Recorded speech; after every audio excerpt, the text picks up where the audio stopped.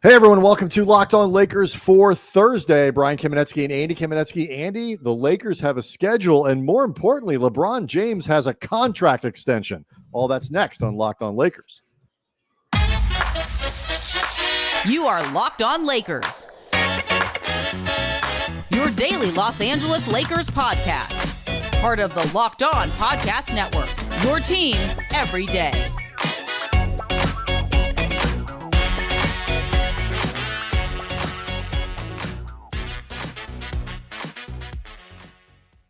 Thanks to everybody for making Locked On Lakers your first listen of every day, Monday through Friday, no matter how you get your podcasts or where, never behind a paywall, always free, and fresh Lakers content, Andy. That's what that means. Locked On Lakers on YouTube is where you get the show a little bit early, particularly on non-game nights, and you get all the fun visual stuff that we do with the YouTube product. Want to let everybody know, remind everybody that August 27th, I should say, at 11 a.m., Andy and I will be at the Doer Store, 170 South La Brea in Los Angeles, recording a special live mailbag episode of the podcast. You have a chance, if you show up, to both participate in the show. You can sit down with us. You can ask us questions. You can be part of it. And also, you can win some good stuff from our friends at Doer, prize packs of shorts and shirts and pants and all kinds of giveaways going on in store. Again, 170 South La Brea, August 27th at 11 a.m. If you can't make it into the Doer store, Andy, you can always go to shopdoer.com and use our promo code LOCKEDON15, and you can win some prize packs before that by sending us questions that we can use in the mailbag episode. If you do that, and it's a good enough question, you are automatically entered to win a prize pack. And I believe the first prize we're giving away is Friday, right, Andy? Yes. That's the goal? Yep. All right. So housekeeping out of the way. Big news on Wednesday. Like, we were waiting around for the schedule drop, but the Lakers dropped more than that. So we're going to have to push the schedule to the back burner for a moment because LeBron James has, in fact, agreed to a contract extension. It is a 1-year extension plus a player option for a second year that could keep the LeBron here through, what is it, the 24-25 season, Yes. Andy? Yeah. But at the very least, he is now committed for 2 seasons with the Lakers. It's a big deal on a lot of levels. Yeah. As I tweeted out at Cam Brothers, LeBron stealing the spotlight from the NBA schedule dropping. Never forget whose league it still is, kids. And look, there are players right now, Nikola Jokic, Giannis, Joel Embiid, Steph Curry, like guys that are currently in the conversation as the best player in the league, game in, game out. I don't think LeBron is as universally considered that guy anymore, like automatically, like, because there was a place where it was automatically Right. It was stupid to ask the question. Right. If you were not saying LeBron, you were frankly just trying too hard. Mm-hmm. That may be the case. LeBron may be merely one of the best players in the league, but it's still his league. Because there's nobody in the league that doing this sort of extension right now, I think, would get as many people to care as LeBron. Combine that with the Lakers on top of it. But either way, in this respect, in terms of just whose league it still is stature-wise, the answer is LeBron. And there's so much in here that impacts the Lakers in terms of what this means, what the terms of the deal mean, what comes next. Does it indicate Lakers are ready to make trades? What does it mean about the kinds of trades that they can, should, and will make? And broadly, what does the certainty do for both LeBron and certainly and for the Lakers going forward? But let's start with the terms. It's $97 million at least. It's not going to be less than that. And I've seen numbers that it could be worth, depending on what the salary cap jumps to, up to $111 million for 2 years. There was some speculation, people at least wondering, Andy, if LeBron might do something like James Harden did, take $30 million instead of 40 something, and give the Lakers a little bit more room to maneuver. Tim Bontemps of ESPN pointed this out on Twitter that, he took the max and that costs the Lakers flexibility. Are you even slightly surprised at the terms of the deal, whether it's full max, one and one, whatever it is? Nope. Because maybe a week or so ago, I remember we did a show where I said I would be extremely surprised if LeBron did not take his max. He's been on record saying he's done that before, taken some slight haircuts, and he is no longer doing that. I think also, too, there's the politics of a guy like LeBron doing that, and, like the CBA politics of it all, and the pressure that I think he is aware that he could create around the league for other players from other teams saying like, hey, LeBron did this. If LeBron can do that, you can too. We've seen before, though, that the Lakers do care about finances. Just ask Alex Caruso. But at the same time, though, first with Kobe and now with LeBron, I think they prefer, in certain respects, the publicity and the notoriety and the reputation of when you are a Kobe, when you are a LeBron, when you are a player of that level, we are going to take care of you, even when you could argue it may not be in the franchise's best interest to take care of you at that level. This is always the argument, it's the player, like how he's worth he literally is worth $1 billion. Like we did that, we saw that story earlier in the year, and all, like it is to some degree principle as much as like need at this point. But the flip side is, I don't care how rich you are, leaving $40 million or $30 million or $20 million on the table is a lot of money. That's a lot of money. And like, I am not in the business of spending people's money and deciding what they ought to be doing with their money. I also do wonder that, how much faith he would have that money would be able to be used wisely or in ways that really make a difference. And I don't mean that as kind of a cynical look at the front office, although maybe that's there. I just think, like, is an extra $6 million in a season going to be the thing that pushes the Lakers to a title? Like when free agent markets, every dollar helps. That's not my point. And ultimately, it's not the player's job to do that work for the front office. LeBron is entitled to that money. He is worth that money. The Lakers are willing to pay him that money. He ought to take that money. And that's what he did. I mean, look, there are implications from it. Like, I'm not going to say that was not a choice for LeBron in terms of it was an option, attempting to create more avenues for winning. It was like when Kobe took that extension, and, in his case, it was sight unseen before the Lakers had even seen him on the court.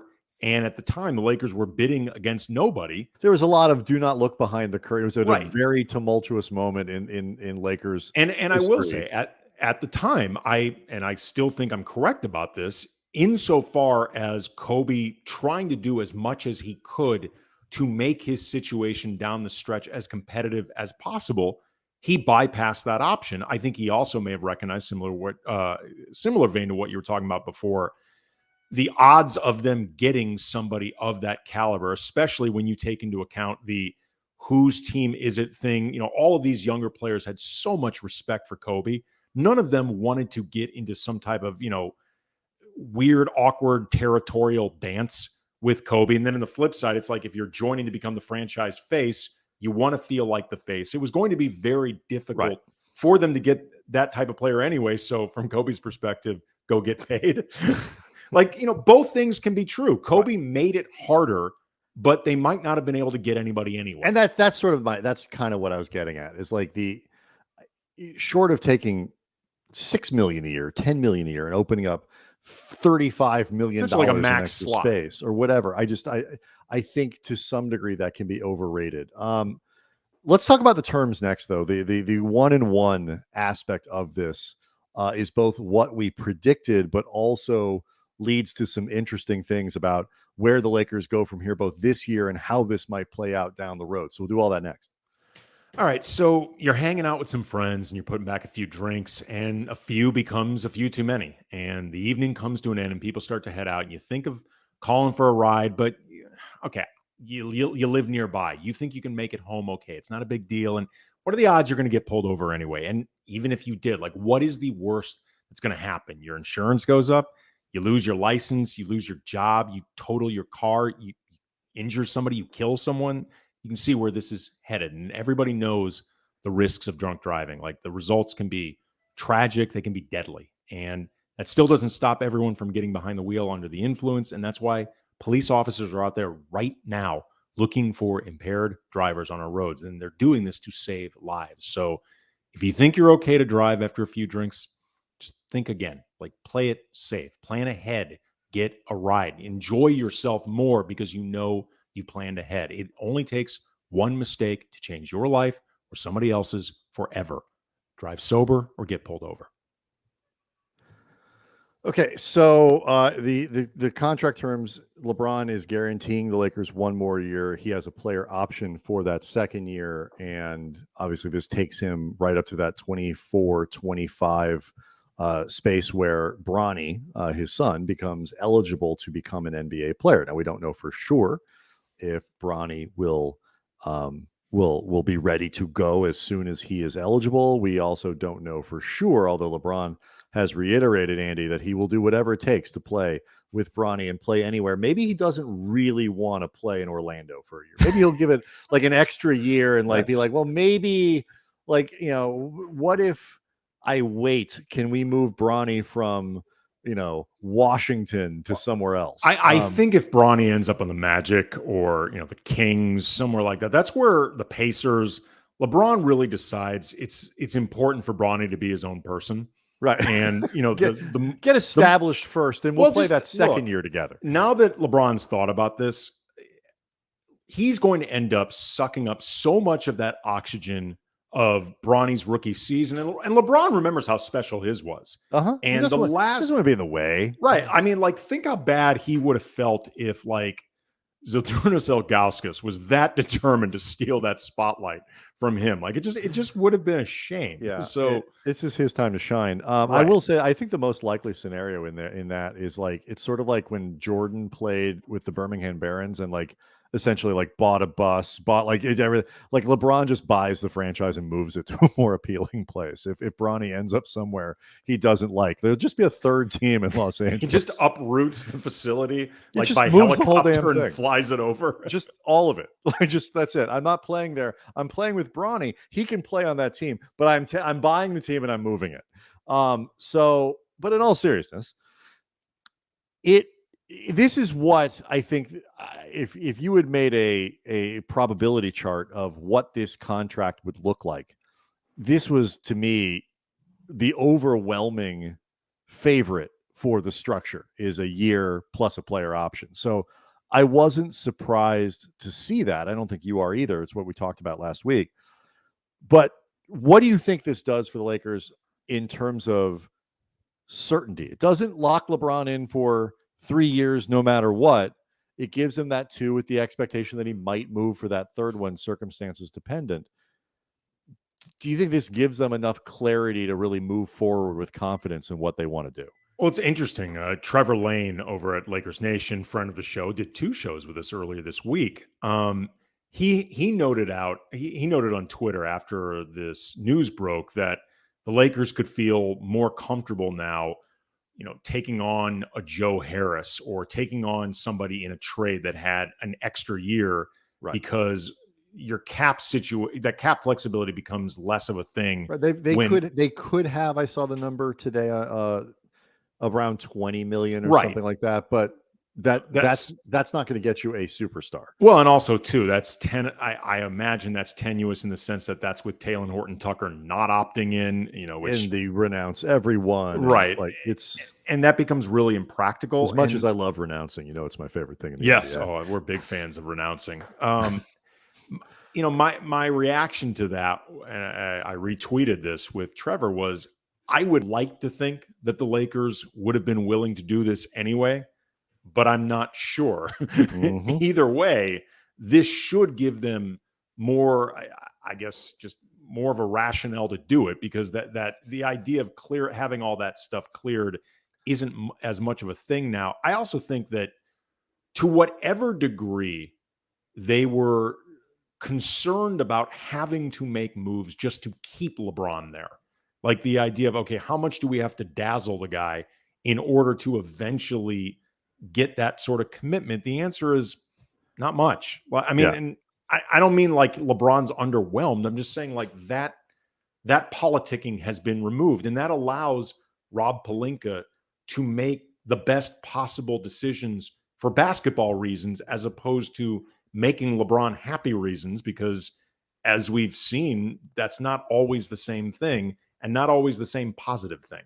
Yeah. And it's funny, like there, I guess some people were, I heard referred to the delay in getting this done. It's been 2 weeks, not even 2 weeks, I don't think, from no when the delay. Lakers There's were been no allowed. hurry.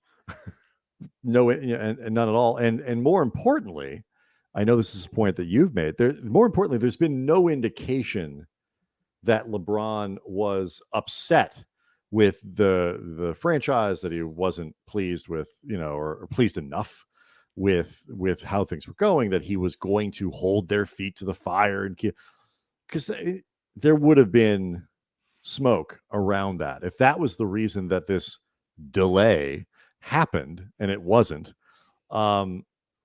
I guess that could have been a thing, but I mean, there's nowhere there really aren't a lot of places for him to go where he can exercise that kind of leverage. And until that was the noise, there wasn't any reason for the Lakers to worry. But the problem becomes that maybe something like that develops. Somebody says the wrong thing. Somebody does the wrong thing. He hates Darvin Ham, whatever it might be. And if you, as the Lakers, if your goal is to keep LeBron James in town, then even if everyone expects the inevitable to happen, having the inevitable happen faster rather than slower is better. They can, if there was any concern about trading for Kyrie, if there was any concern about throwing a second pick in for Miles Turner and Buddy Hield and whatever else you could get in a deal like that, this should alleviate some of that concern. Yeah, I mean, LeBron still wants to win. He still wants to win another championship. At the very least, he does not want to have his time wasted over the last few seasons of his career while still playing at a high level. And I think he's made that clear to the Lakers. But if we're being honest, he's settled, man. Like in the most literal sense, like his family's settled.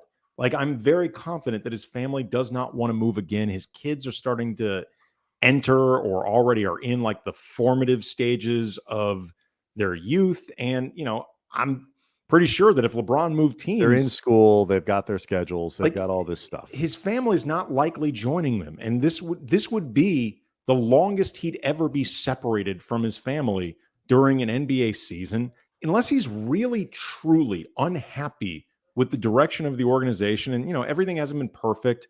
Every decision hasn't been a great one. But you know what the truth is? He's largely gotten what he's wanted. Like, other than Alex Caruso, there is no real glaring example of them either not being able to spend or willing to spend what it takes, or, not being willing to trade picks or trade players. Right. There are examples of them not doing it right. Right. But that's different. That's different. That's you can commit to things incorrectly while still being committed. Right. And I think it would be very difficult for LeBron to say that the organization has not been committed to him. I mean, my God, they tried their damnedest to overpay the crap out of Dennis Schroeder.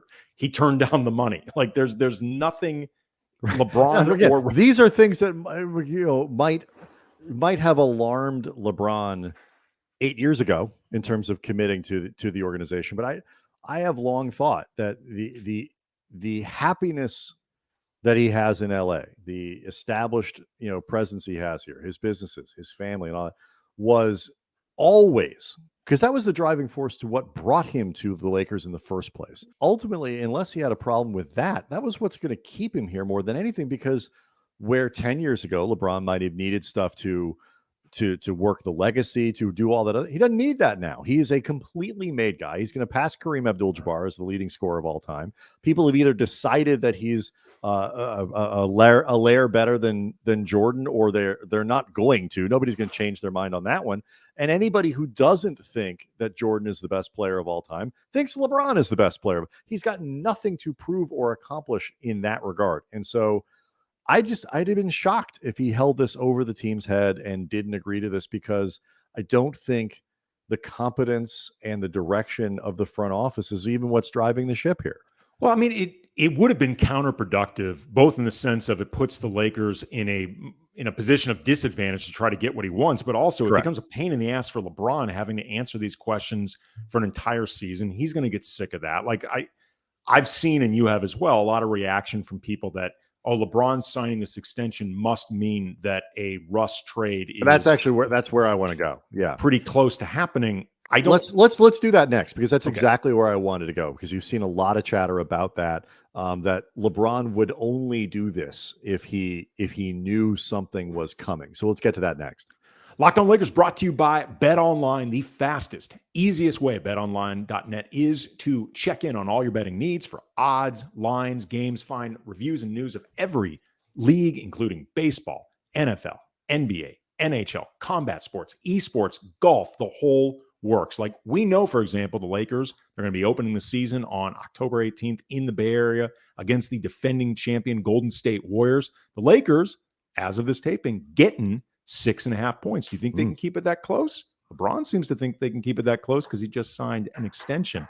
BetOnline continues to be the top online resource for all your sports wagering information, from live in-game betting, scores, and podcasts. They have you covered. So head on over to BetOnline today, or use your mobile device. Learn more about what's happening today. All the action. BetOnline, where the game starts. So Andy, does this do the events of Wednesday, LeBron agreeing to that extension, does this mean Russell Westbrook is sure to follow, hopefully sometime in the next 15 minutes, in the minds of most Lakers fans? I don't think so. I think it solidifies what all Laker fans are hoping for, which is that Rob Pelinka is working very diligently and studiously to make this happen, which quite frankly, we both could have told you and have told you has been the case. It's been obvious. Last we saw LeBron and Russ in the same room, they were not speaking. So we know that this is a goal. At the same time, though, I think LeBron recognizes, A, this is not an easy ask.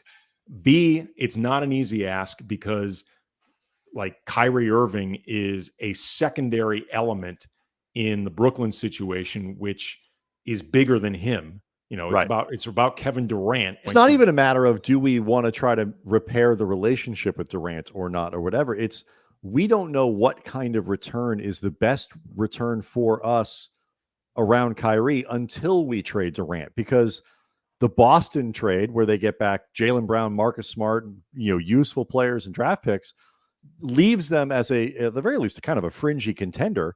In that case, you might keep Kyrie, or at the very least want to trade him for something different than a guy you're going to buy out. So it's not, there's a lot of stuff that has to be answered.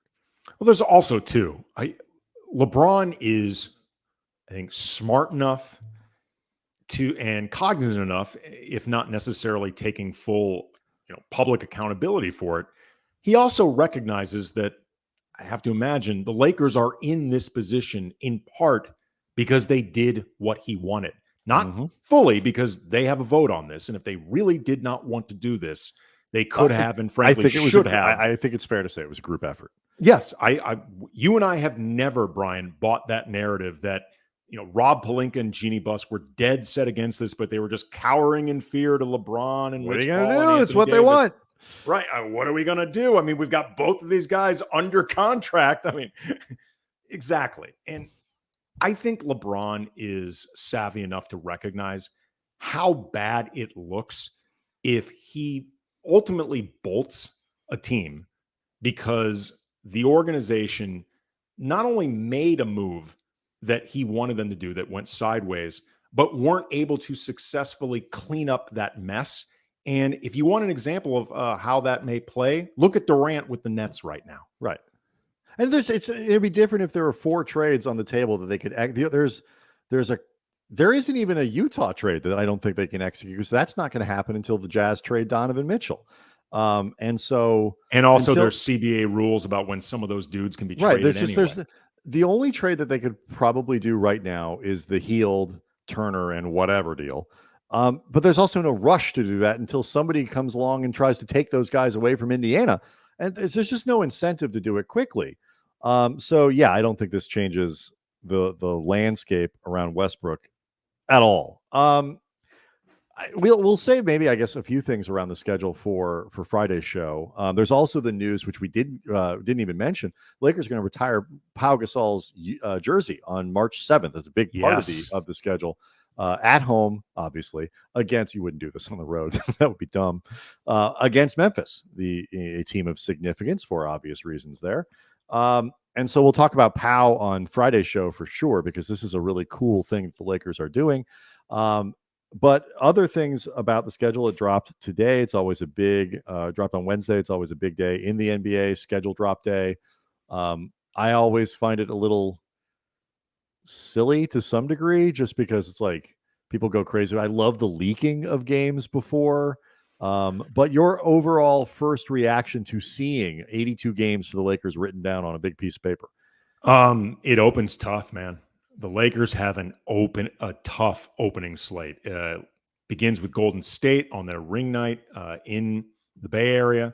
Then they host the Clippers, host the Blazers, at Denver, at Minnesota, home to Denver, home to the Pelicans, Utah. We don't know exactly what that team's going to look like. That could be a softy game, or could not. be. We're not sure. It could be. Then hosting Cleveland, at Utah, and that's a tough place to play even when the team is crappy. Right, it's second night of a back-to-back too. Right, and then hosting the Clippers. Then from there, you get Sacramento, who could be decent. I don't think they're going to be great, but I think they could be decent. Brooklyn could be, you have no idea what that team is going to look like. If nothing else, that's an intriguing game. Right, you're hosting that one. Hosting the Pistons, who, if nothing else, could be a team that tires you out. And then the Spurs, which I don't think is going to be right. It doesn't loosen up a little bit. They get 3 games against San Antonio. They play 3 of 4. This is one of these weird, quirky schedule things, including a back-to-back in San Antonio. But they do have a stretch where they play, Detroit, San Antonio, Phoenix, San Antonio twice, Indiana.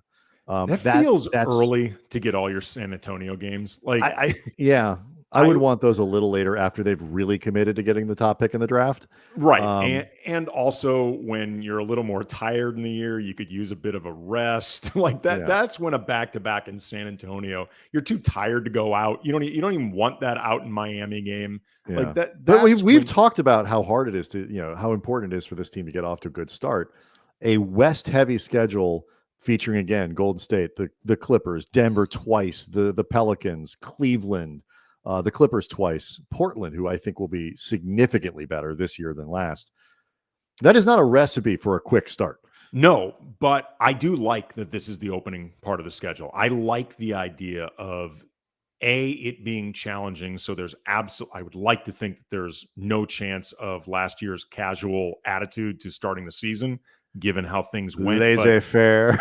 But if you're looking for any type of safeguard, this is it.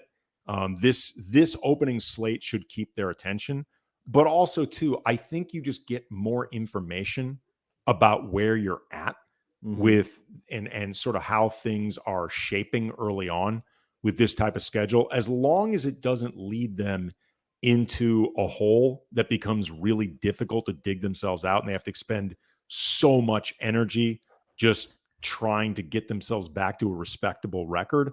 I like the idea of early tests like this. I was pleased when I saw this. There's sort of no way around it too, because they do benefit from being home heavy, which is typically how the Lakers do it, just based on the availability of the building and all that kind of stuff. They typically do open a lot of games with a lot of games at home.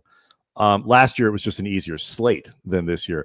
It's very West heavy. I think it's 16 of their first 20 games are against the West, and they finish with a pretty West heavy schedule too. And what that just does for me is drive home the West is really good.